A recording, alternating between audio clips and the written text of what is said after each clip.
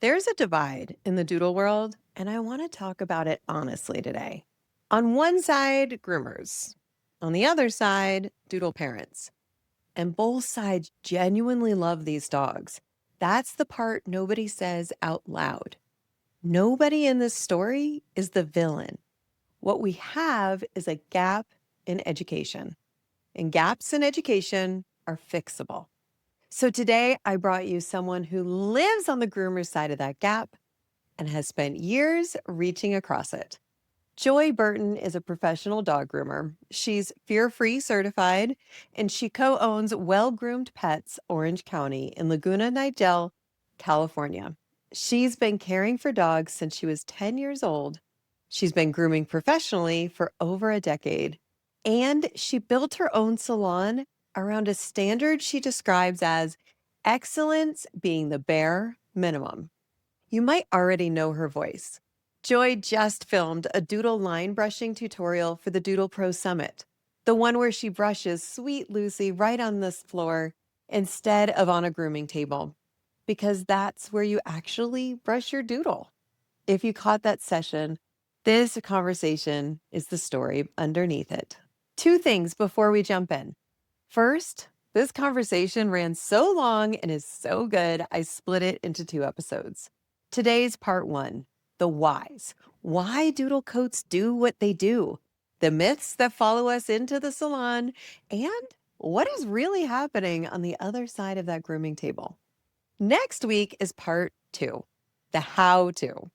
Second, this was recorded live with Honor Society members in the room asking Joy their own questions. More on that at the end. Joy, welcome to the show. Yeah. Joy, I was just sharing privately how much I've been looking forward to chatting with you. I call it the doodle divide, and there could be a vast one between groomers and doodle parents. And we both love doodles, Yes, but we we do. have some misunderstandings between us. Yes, I think misunderstandings just come from a lack of understanding and a lack of education on both sides a little bit. Mhm. And I'm so glad that we're having this conversation. Doodles are honestly, they just keep growing and growing and they're not going anywhere. And so I Right. think the sooner everyone gets on the same page about how to care for them the best way, the better off that we will all be, but especially the dogs. And we could do better for these pups on both sides. And without anyone being the enemy here, we both Absolutely. are in this because we love these dogs. You and I connected because we're both fear free certified, which might be a new phrase for doodle parents and even some groomers. What made you want to do grooming and your part in this industry differently? And what drew you to become fear free certified? Absolutely. So I have been caring for dogs since I was 10 years old. It's Mm. all I've ever done. It's all I've ever wanted to do. And so I think there was always this pull towards knowing that I communicate with pets in a just a different way. I think Mm. every animal caregiver feels that way in their own sense, but I just feel like I could just understand what the dog is trying to communicate without Mm. it reaching a point of force ever. And so with me opening a well-groomed salon, the whole branding of Welcome is wanting to do grooming differently, wanting to do it better. We want what we're Mhm. doing to be the very bare minimum of the standard of care. We want the excellence to be the bare minimum, if that makes sense. Yes, you're And kind of so raising that ground floor. Yes. exactly. And so it was very important for all Welcome salons to be Fair Free certified because no dog should ever have a regular part of their life be something that is stressful or Mhm. painful or something that they're afraid of. I hear all the times, my dog runs into your grooming salon, but at the previous grooming salon, not blaming any groomers, but at the Right? previous grooming salon, they were growing up, shaking, scared, fighting to go inside. And Mhm. that just breaks my heart. And so that's why it was so important to become fear free certified and to establish this baseline of caring for dogs should be stress free on the groomer's end and on the end of the dog. And it shouldn't be anything else. Yes, we're not trying to get our groomers hurt either. And you Yes. guys already go through a lot of extra aches and pains. This is a very physical, labor intensive job. Yeah, emotionally, Mhm. physically, it's a lot. And groomers really do have it, it all comes from a place of care, but sometimes it can be a lot. And I think Doodles coming into that wave has added to that feeling like it's just so much. And so Mhm. I'm glad to be having this conversation and educating both sides, both pet parents and groomers on how we can bridge that gap. It's so important to me. I mean, everything I do is fear and force free. So we created these pups that have these more challenging coats that Mhm. have higher needs and more grooming intense schedules and Yeah. needs. So it's on, I think, us to make sure that we're making them comfortable and setting them up for success. But I imagine as a groomer, if a dog is less anxious and less fearful, not only would that be more pleasant for you, but more safe as well. I think that in order for the groom to be comfortable in the salon, it Mhm, has to start at home. So familiarizing your puppy with desensitization of the face, the paws, brushing, mhm, handling very early. I think there's this misconception that dogs just naturally grow into grooming, but grooming is a learned experience. yes. And it's not something where you can just take an 8-month-old dog and go, lamb cut, and I want this face and all of these things because the dog has no idea what the blow dryer sounds like, what Mhm, these different professional brushes feel like. They're going from the bath to the blow dry to the groom, and it's a long process. And it sounds like a lot, but it doesn't have to be this stressful thing. And so the sooner dogs are desensitized and are taught how to withstand grooming, the mhm. better their grooming experience is going to be and the better grooming results that you'll get because your Yes. dog is a participant in the grooming process instead of being put through it if they're not, you know, educated about it at an early age. I still say my personal doodle is a Cavapoo, and I just picked him up from the groomers yesterday, and at every drop off, I say, "His comfort matters most to me.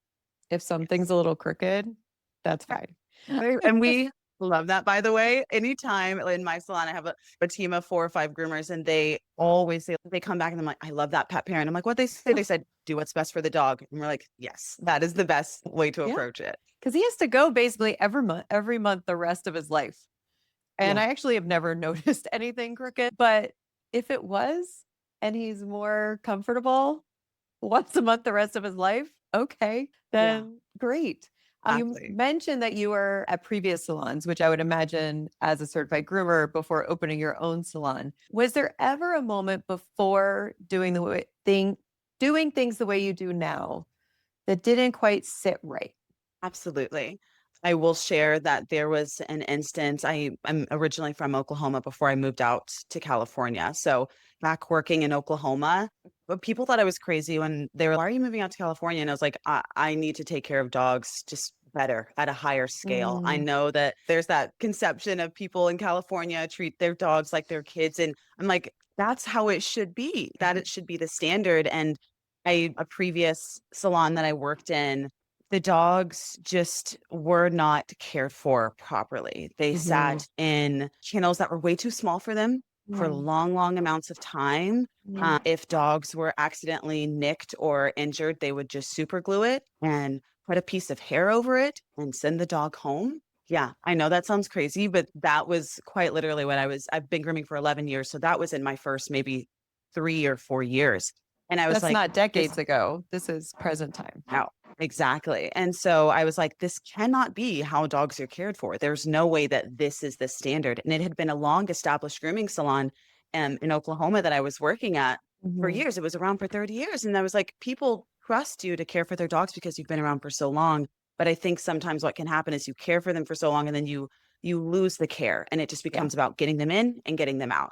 And I at the time didn't ever think I would own my own grooming salon, but I was like, yeah, there's no way that this is how dogs should be cared for. Mm, And me and the only other groomer that was working there at the time ended up having a conversation with the owner, and she subsequently decided, like, you're right, I'm not doing this with my heart in it anymore. And that conversation led to her closing down her salon about 6 months later because she knew that what she was doing wasn't right. And it was putting people who care for dogs in a really, really tough situation. We didn't mhm. want to leave Yeah. because we knew that we were the ones who cared for the dogs, but we also knew that if we left, who knows who could come in here and just treat dogs however they want, traumatize them and compound stress. And it was just a less than ideal situation. And I think about that Yeah. experience a lot, even now, even though that was almost 10 years ago now, but it still sits with you. And I'm just Yeah. grateful that she was receptive enough to realize that how she was doing it was not the right way to do it. And instead of giving any pushback, she closed her doors as to not harm any more dogs. So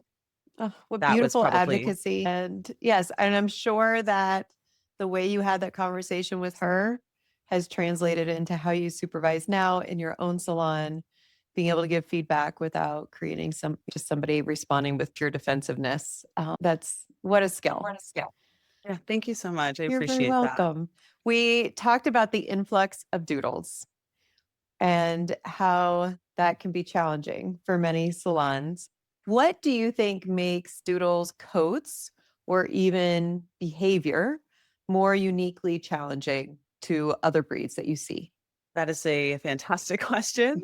First, I'll speak on the behavior and then we'll go Mhm. to the code. But I think that what makes grooming doodles more challenging than others is that doodles are a brand new breed. Yeah. They were created, I think 15, maybe 20 years ago from someone who just wanted to do their friend a favor and mix a golden doodle or a golden retriever with a poodle to create a sight hound for someone who had allergies. And the creator of the doodle even says now, I wish I maybe wouldn't have pushed that mix so hard without proper education because other dogs are easier to care for, border collies, Labradors, even Legatos, because they've been around for hundreds of years. So they have pre-established behaviors and the way that their brain works that makes them easier to handle because we know how to speak the language of the sight hound versus the retriever or anything Mhm. like that.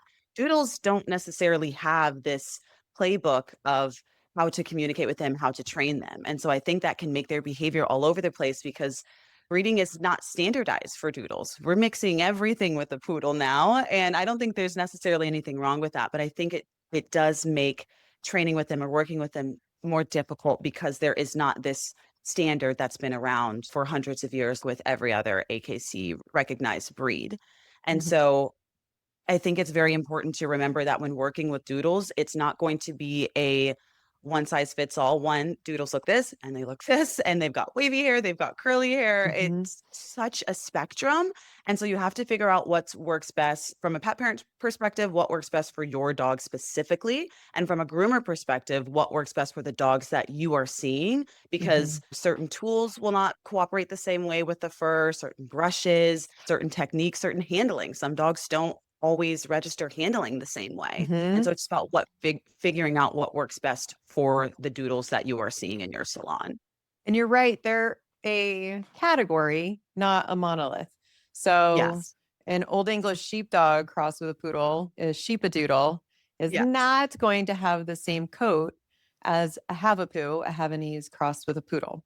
And we've Yeah. got different temperaments and different different coats as well. Yes, yeah, absolutely. And to go into the coat, I Yeah. think there is a common misconception that has been perpetrated because so many people say doodles don't shed, and that's why I get a doodle. Doodles do shed. They just shed significantly less than other breeds, of course, but because of the texture of their hair, the shedding gets trapped in between the curls or the waves. And so that leads to much more matting. And so I think sometimes when people get doodles because they're so cute and they're so fun and they're perfect companions, I love a doodle, but they're very high maintenance. They are not Yes. at all a low maintenance breed. They require regular brushing, for me, a minimum of 3 to 4 times a week, Mhm. followed through with combing. And so if that's not being done regularly, then taking them to the groomer once a month or sometimes even more than that, you may not be seeing the results that you want because the care at home is not matching the maintenance that it needs and at the level that it needs. And even someone hearing once a month is often more frequent than many people are told they need to bring their doodle Mhm. in for. Yeah, Yes. absolutely. I recommend once a month. 4 to 6 weeks is always Mhm. good. But I have a drop coat doodle named Lucy that I love very much, and she comes in once a week. Her hair is so long. The pet parents have tried 2 weeks, they've tried a month, they figured out what works best for her. And so you have to figure out the schedule that works best for your dog based on one, your ability to brush and comb them at home. If you don't do Mhm. a lot of brushing and combing, they have to be seen more frequently by the groomer. And the longer their coat is, the sooner they need to be coming into the groomer. So if you to keep your doodle over an inch long, then they absolutely should be seen probably closer to that 3 to 5 week mark rather than waiting 4 to 6 weeks. But the shorter, the longer you can go in between professional grooms, they Uh-huh. just still need that at home maintenance at home. Perfect. You mentioned that doodles still shed. So do poodles. So do we. I don't blow Yes. my winter coat off the top of my head, thank goodness. But you'll still find hair in the shower and in my comb. And Yes. you raise an excellent point by crossing these mixes with that poodle curl and these other coats that their breed was meant for it to fall out, Mhm. how it can kind of catch and tangle and be more prone to matting. When you Yes. see a softer wave, we call it having less furnishings versus a fleece coat and real curls. Yes. What does that mean for potential for matting and the mix that's sometimes happen on the same dog's body? Yes. So I have noticed that when the doodles that are mixed with more fleece coat coated breeds, their matting is so much more substantial than, say, a dog that is mixed with a Labrador or a Golden Retriever. The curl pattern is so tight in a spiral, and then you're mixing it with another hair texture that is softer and flatter. Those that it's basically opposites. It's making two opposites mix into one, which can create the wildest texture. And I think it requires a lot more maintenance. But just because it requires a lot more maintenance does not mean that it requires more brushing. You may just have to change the technique of your brushing or make sure that you Mhm. are using the right tools for the coat type that your dog has. And so it's very important to always confer with your groomer, or if maybe you groom your dog at home, which I highly recommend Doodles be groomed in salon. But if you do decide to groom your dog at home, call a professional and Yeah. say, am I using the right comb? Am I using the right brush? Because I'm brushing every single day, but I'm still coming into matting due to that curly coat texture being mixed with Mhm. the complete opposite. And so sometimes just conferring with a professional to make sure that you, one, have the right tool, but two, are using those tools in the right way to make sure that that coat is being maintained in the way that it needs to. Perfect. In part two of our conversation, we're going to dive into more of the how to so that our pet parents at home can support you more and keep their doodles coat healthier while they're at home before they're coming into the salon. But I would love to know what some of the biggest myths about grooming that you see doodle parents come in with. We've got a We lot. only have a couple of I minutes. There's know. quite a bit. I'm going to try to touch on the most important ones. That's why we're here together. I could genuinely have this conversation for hours, but I will try to touch Mhm. on the most important ones. One is that I think a big disconnect between groomers and pet parents comes from anytime a groomer feels, and I'm speaking in very generalized terms because I know everyone is different, but anytime a pet parent comes into the grooming salon, oftentimes we will tell before you put your hand on the doorknob to open the door that the dog is matted. And so a lot of times groomers are receiving a lot of pushback from doodle parents because they love the beauty of their dog's natural coat. Yeah. But then when we get in there underneath that base layer, it's all matted to the skin. Well, I've been brushing, so it's not matted. And then the groomer is grabbing the comb and it's not moving through that base layer. And then there's almost an argumentative phase of the grooming where it's the groomer's almost not being believed. Their professional opinion isn't being believed because the cosmetic aspect is being prioritized over the health and well-being of the dog and its comfort and its coat. And that's not to say that the pet parent cares less than the groomer. They just care a lot more about the cosmetic aspect than the groomer does because the groomer is prioritizing the dog's comfort and safety and well-being that they're going to experience in the grooming process. And I And so I think, think, yeah, oh, go ahead. yes, I think both are caring about the dog, but I yes, think there's a misperception from doodle parents' side of why the groomers are pointing out these mats. yes. And many pet parents think they just don't want to spend the time dematting my dog. Exactly. And why Yes. can't they just brush it out? And Yeah. I hate to say that some even say that it's a laziness on the side of the Yeah. groomer. Can you Yes. help explain that a little more? Because I know it's such a big Absolutely. misconception. Absolutely. That is leading me right into my Okay. next point is that the laziness Mhm. aspect. Because if you think about it, if the dog is coming into the groomer every, let's say every 4 weeks, there's 7 days in a week.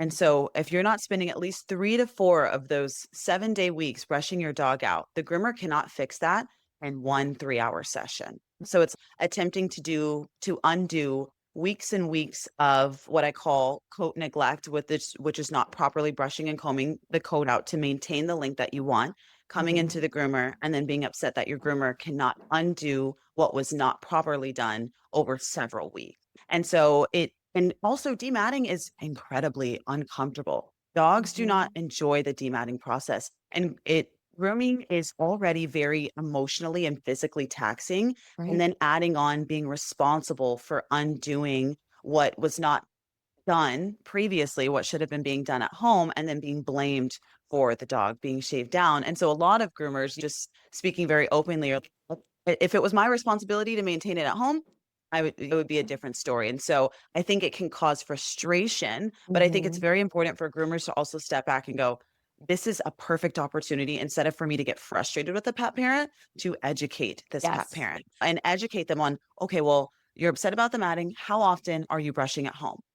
Maybe once a week. Okay, we need to up that to about Mhm. 3 times of what you're doing. Or what kind of brush do you have at home? Show me a picture of it. Oftentimes it's this little dainty, cute little brush with the little plastic beads on the Balls on end. the end, yes.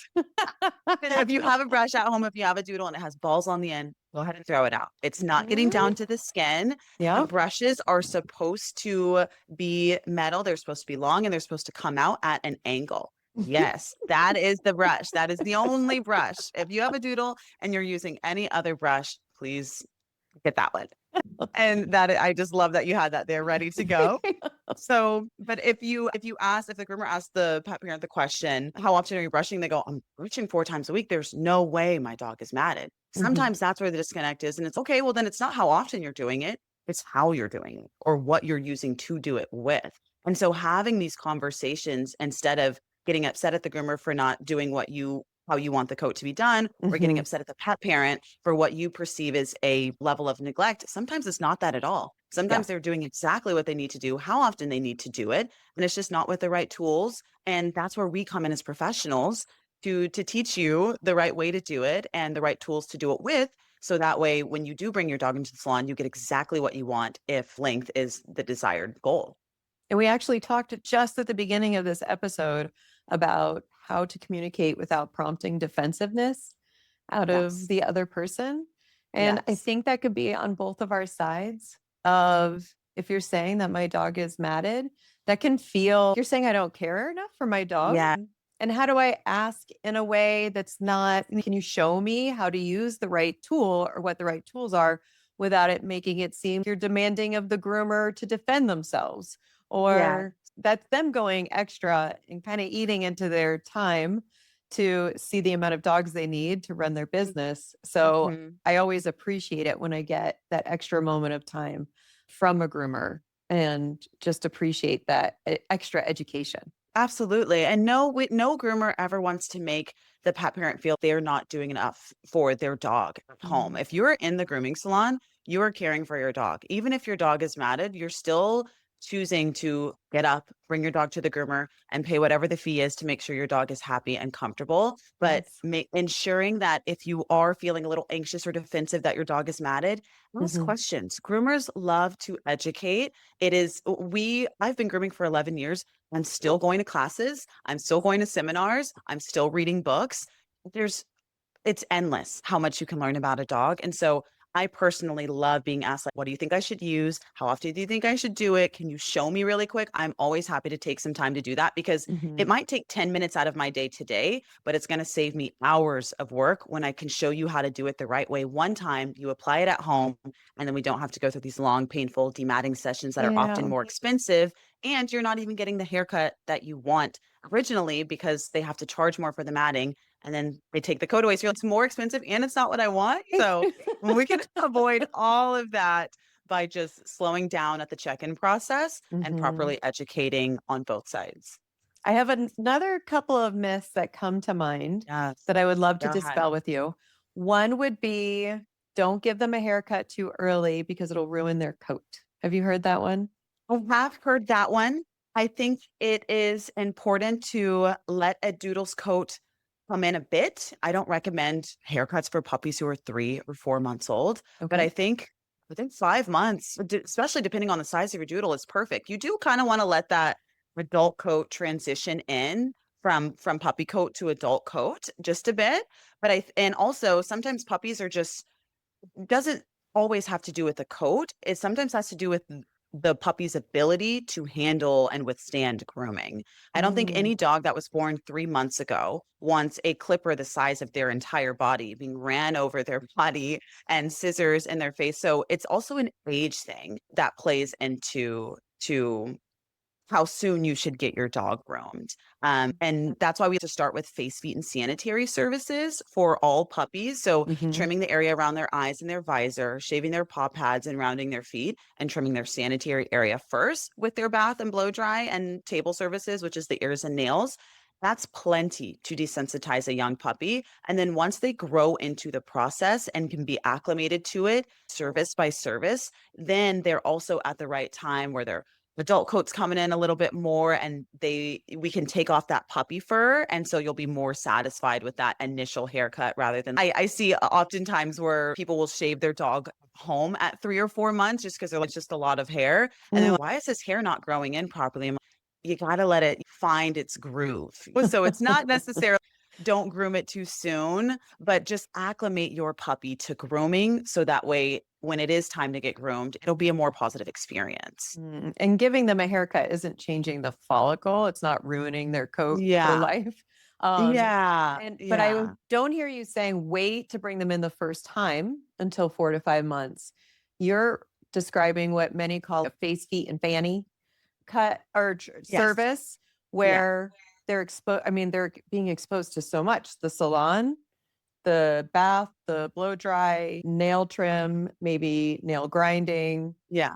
I mean, they're still able to see. They're not Yes. getting Yeah. stuff stuck in the sanitary area. That's a lot. Exactly. And that's plenty for a Mhm. puppy. So thinking about it less from a this is going to destroy my dog's coat. It's not. It's not going to destroy your dog's coat to get them groomed as a puppy, but I do think it's about proper coat management and Mhm. proper acclimation into grooming as a puppy. Do not wait until your dog is 7 or 8 months old for their first visit in the grooming salon. Yeah. That is going to cause trauma and potential coat damage because oftentimes when doodle parents do that, when I see that, we are either Swiss cheesing the dog, which is shaving out a ton of mats all over the body, but keeping the rest of the length because they're not ready to say goodbye to it yet. Mhm. Or a puppy's first haircut is a shave down, which nobody wants. So I think bring them in as soon as they have all of their vaccinations and are cleared by your veterinarian to bring them into a shared dog space. Bring them in, get those intro services, those bath services. And Yeah. then once your groomer deems them emotionally ready to get their first haircut, then they can.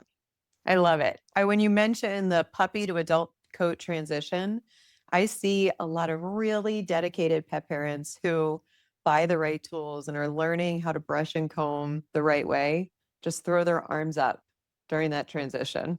And if doing it all right, why is this so tangled? Yes, and especially when you don't have to cut off the puppy coat, but you will Mhm. probably want to cut off that puppy coat at some point in time. We see the other doodles, Brody the Doodle, or my doodle that I see at the salon, Lucy. She literally looks that famous doodle Brody. They're Mhm. identical. But Oh, so she's never had a full body clip. Her coat was transitioned, but they bring her in once a week so we can maintain it. We can remove the dead coat. We can keep it nice and trimmed up, scissor it every now and again to keep the ends nice and neat. It requires a lot more maintenance, but we are mhm. maintaining that length. If you have a family doodle, you're going to want to get that puppy coat cut off Yeah. because when it starts to mix with the adult coat, that's where you're going to see a lot of matting. And we always do doodle shave downs probably around that 8 month to a year span because the mixing of the adult with the puppy coat is just creating felt mats all over the skin. And so then we just have to start everything over for the safety and well being of the dog, which Right. we don't really want to have to do. And if you're not a doodle influencer pet parent with Yeah. doodle influencer budget, or Yes, time. exactly. The Brodies of the world are not the expectation you should have for your dog's coat. I Yes. mean, his dad has been open about the maintenance schedule of weekly blowouts and baths and all of that. So Yes. if your doodle isn't looking that, there's a reason. Yeah, Yeah, no, yeah, I don't look at absolutely. influencer either. I'm not in the salon every week either. Exactly, exactly. And there's nothing wrong with a short haircut for a doodle. If that is the maintenance level that you can maintain, you a half inch. I personally, half inch to 5/8 is a great length to maintain your doodle. Mhm. But there's this misconception that in order to have a doodle and in order to enjoy the beauty of your doodle, that it needs to be really long and really curly and kind of wild and free. And if that's not something you can realistically maintain, cut your dog to the length that you can realistically maintain to where they're not experiencing matting and uncomfortable brushing and dematting on a regular basis. Yes, if your doodle is getting dirty often, if you love to go on muddy hikes and or this is your family dog and you just don't have time for every other day full brushing routine, what are your thoughts about a sport clip? I love a sport clip on a doodle. When a Right? doodle comes in and they're forward nose to tail, I gotcha. Because and it's always the dogs who are hiking or they love to Yes. go to the beach. They live on the beach. And so that for me, it's oh my gosh, you're stripping your dog down. They are caring for their dog and the absolute best way for their dog and Mhm. their maintenance capabilities. And so I think a sport clip on a doodle is perfectly fine. I do Shaving too. down a dog is not negative or abusive in any way. When that for me is caring for the dog even more so because you refuse to let it get to a point of discomfort and matting. A grooming expert, River Lee, once described to me that for a doodle walking around with mats is if we were to walk around with duct tape stuck on our underarms and our Yes. crotch. Yes. And a sport clip, you skip all that if you don't have. And when I say sport clip, you use the for the blade, but that's just a really short head to toe Yeah. trim. Some people leave Yeah. a longer tail. Otherwise, I think they look kind of a possum if we go all the way down the tail. But it's all personal. That's part of what's delightful about doodles. Just the personal styles that you could do with it, and it always grows back. Yes, it's always going to grow back. So even if your dog is matted and it's getting a haircut and your groomer is recommending that your dog receive a fresh start, it's not the end of the world. And just remember that hair is growing back in 3 to 4 months. You're going to look at your dog. I hear it all the time. Pet parents go, please don't shave my dog down. They agree to the shave down because the dog is matted. And then 3 months later, they go, it's already fully grown back. It's crazy how fast the time flies. And your Yeah. dog is twice the length that it was at the shave down just a couple of weeks later. So, it always grows back. Yes. And another myth I hear or see on social media is my dog is so embarrassed after the shave. I am excited to just end this one really quick because I love all my pet parents, but when Yes. I hear this one, I go, how are you reacting to your dog at home? You are probably mortified. You are, oh my gosh, he's hideous. Oh, Exactly. And so they are going, know if I'm okay. And so it's you are what's called anthropomorphism. You're projecting your human feelings onto your dog. And because your dog is connected to you, they are taking on what you're feeling and they're feeling it themselves. If mhm. your dog came home from a full body shave down and you were a handsome boy, he like actually quickly, but if you've never looked worse, oh my gosh, you must be so cold. You must be so this is actually I am so cold and I am so this, that, and the other. And so it's we have to remember that don't project your feelings onto your pet. Or they Yes. go, "Oh, he hides away. He didn't want to be seen by people for months." That's just not how they are. That's not how their We've brain seen the works. It's same videos. it's not how their emotions work. Yeah. They lead you lead them with your emotions. Mhm. And so if your dog gets a shave down and you're not really loving it, hype your dog up. And I Yeah. guarantee you your dog is going to match your energy. Yes. And at the most, they just took this winter coat off and they're a little naked and they might feel Yeah. sensory things a little Yeah. different. All right. Exactly. Yeah. Yes, it's a sensory thing. They're feeling the wind a little too close to their hindquarters, or it's a weight that is being taken off. So it does take a little bit of an adjustment, especially Yes. if the dog was matted and they're, oh, he's just acting a little weird. He's just feeling out a new skin. You said it feels duct tape. So they're like, can I stretch my arm the same way? Or Yeah. can I lay down without having to contort my body because it can't stretch the same way due to all the matting that was on it and now removed? Mhm. So it's natural for them to require a little bit of an adjustment period, but Yes. they by no means are embarrassed or anything like that. Don't feel ugly. It's They not. don't. They don't. They do not. I One more love that myth. one. One more myth that comes to mind is how often people think they need to be bathing their doodle at home.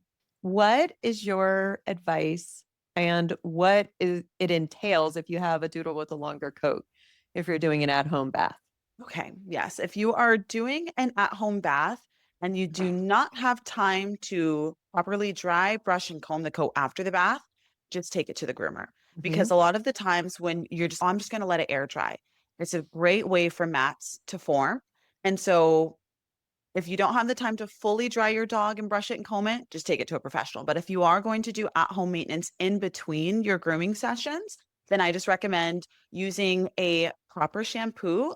There are curly coated shampoos out there. Curly Wags is one of them that is Mm. specifically designed for poodles and doodles that is all focused on maintaining the proper curl pattern from root to tip to prevent matting. And so, one, making sure you're using the right products. Two, if you are using conditioner at home, I highly recommend always conditioning your doodle at home, but Mhm. grab some sort of wet brush or comb and brush that conditioner through to make sure that it's getting all the way down to the skin and is nourishing the coat from root to tip. Thorough rinse, and then a nice blow dry. Sit them out in the sun if you need, but make sure that coat is dry before you start brushing and combing it. I recommend bathing at home. If you're coming into the groomer every 4, maybe 6 weeks, then at that 3-week mark is perfect if it's at 6 weeks. Mhm. And it also depends on if your dog is going to the beach or laying in the dirt or things that you have to, wash them more frequently because you don't want that dirt and that sand or whatever it is just Mhm. sitting in the coat causing skin irritation or matting or things that. So if your dog has a lot of debris in their coat, if they hike, bathe them more often. I don't think that there is I think the only way you could overbathe your dog is if you were bathing your dog every single day or Okay. every other day. But like I said, I bathe Lucy once a week. We properly moisturize and condition her coat, and that works for her coat type. Other dogs we bathe every 2 weeks, some every Mhm. 3. So it just depends on your dog's coat length and their lifestyle, the activities that they do. But you want to just make sure that you're not doing it every day. I think that might be necessary. It could wash away the natural oils that your dog has, but I try to steer away from statements bathing your dog once a month is overdoing it because to me that's the bare minimum. And when I used to hike a lot and we would go to a nearby reservoir with sand with my Mhm. standard poodle, we did a sport clip Yeah. because to me, and tell me if I'm wrong, you're the groomer. If my current Cavapoo Nestle, who's 3/4 an inch long Mhm. doodle coat, I know if I bring him somewhere that we're going to need to take a bath afterwards, I brush ahead so I'm not cementing any mats. Then I'm Yes. washing, then I'm conditioning, then I'm blow drying the coat straight to be able to get Yes. a comb through. It's a whole thing. Yeah. Yeah, absolutely. And so that's why I said if it's not something that you can fully commit to from start to finish, to take it to a professional as to not make anything worse at home. Because Mhm. the last thing that you would want to do is be, okay, I'm taking care of my dog. I gave him a bath. And then you wake up and 3 days later, they're covered in mats on their thighs because they were laying on that damp coat that never was properly dried. Mm. So, yeah, it's just a balance and about understanding your capabilities of what you can commit to at home and if that's not something you can commit to, perfectly fine. There's nothing wrong with that. That's what the professionals are for. That's perfect. One thing you might get questions from pet parents about is do you use crates? I see a lot of doodle parents say, I need to find a crate free salon. It sounds cruel to my dog. What are your thoughts on using crates at a grooming salon and what's best for doodles? And that is exactly where I'm going to leave you. I asked Joy whether she uses crates at her salon because so many of us have typed the words crate free grooming salon near me into Google with the very best intentions. Her answer is not the one you'd expect. And honestly, it might change what you think about what's safe actually looks like behind that salon door? That answer opens part 2 next week, along with what she does the moment a dog gets scared, mid groom, the brush she wants you to throw away today, the 6 spots where mats hide on your doodle right now, and the red flags to look for the next time you walk into the salon. Now, about the room this was recorded in. The doodle parents you're about to hear ask Joy questions in part 2 were not producers or friends of the show. They were Honor Society members, and they got to be in this room live months before you're hearing it. They asked Joy about their own doodles by name and got answers. That's what the Doodle Pro Academy Honor Society is. It's the room. Live sessions with experts like Joy, a community that is open every single day of the year, and a library that already includes Joy's full line brushing tutorial from the summit, available whenever you need it. If you want to be in the room the next time, come join us at thedoodlepro.com/society. And if you're anywhere near Orange County, California, go find Joy. She's on Instagram at her salon is Well Groomed Pets Orange County in Laguna Nigel, and she's offering Doodle Pro listeners 25% off their first service. Every link is in the show notes. I'll see you next week for part 2. This is the Doodle Pro podcast, where we celebrate how doodles are different, wonderfully so.